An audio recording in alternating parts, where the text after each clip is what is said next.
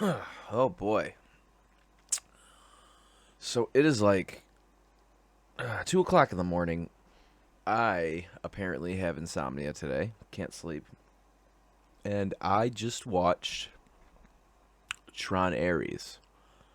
Um, it definitely was in a theater, and it definitely wasn't on a streaming platform illegally. And you know what? I got a couple things to say. So we're going to say them.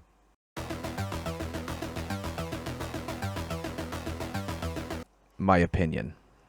The final frontier. I try to picture a cluster of a bunch of bullshit nonsense clumped together, strung along into coherent thoughts, and maybe occasionally the funny wit. Like that little parody I just did to try and mimic the opening to Tron 2. Anyways, I really wanted to hate this movie, and I can't. Like, I really can't. Jared Leto's a and I personally think a lot of times him being in movies makes them worse. Morbius, I don't even need to touch on that. That's just, I can mention one word. Can we not forget Suicide Squad? And can we also please stop romanticizing the abusive relationship that is the Joker and Harley Quinn? That's another story for another time. You know, honestly, I liked him in Blade Runner. Everyone hated that, but I am a huge sucker for Blade Runner. Hugely biased. I love that movie. It might be my favorite. Well, top 3. Normally, I don't like what he's in. Gotta be honest. I think he's overrated. And he's definitely a cult leader. And I wouldn't be surprised if years later there's shitloads of allegations we find out about him. But all of that aside, he fucking nailed it. Like, Tron Ares, it wasn't like, okay, it started off slow, kind of boring in the first 20 minutes. That subplot with the lady who's going to be like the heir to Encom, kind of irrelevant. You know, I agree with some of the criticisms of the movie, but it doesn't make the movie bad, in my opinion.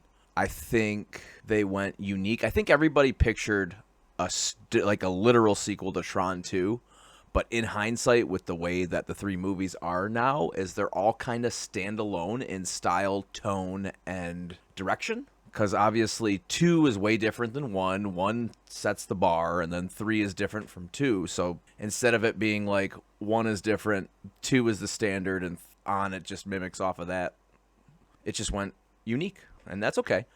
I liked when they jumped into Kevin Flynn's grid, how it was like a little retro-y again.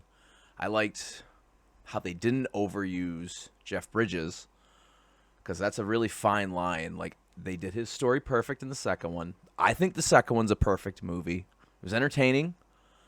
Nine Inch Nails did a pretty good soundtrack. I mean, you really can't top Daft Punk, because again, like, Tron Legacy is just perfect. Everything about it was perfect. Maybe one when I can put my thoughts into words into a video, I'll make it about that. But there's so many things that I could say about Tron 2, and I just have to figure out how to say them. But Tron Ares, yeah, I think I'm going to have to watch it a couple more times to fully appreciate it. I don't think it's going to be obviously as deep as 2, but I think that there's some layers to it.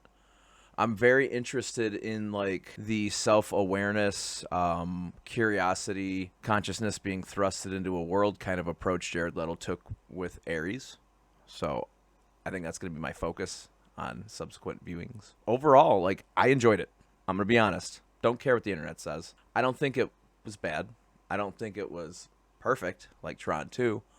I don't think it tried to be Tron 2. And I think that might be its greatest strength. But 7.5, maybe 8 out of 10. Honestly. And I'm just trying to be fair here. Like I said, I want every reason to shit on this movie right now. And I can't.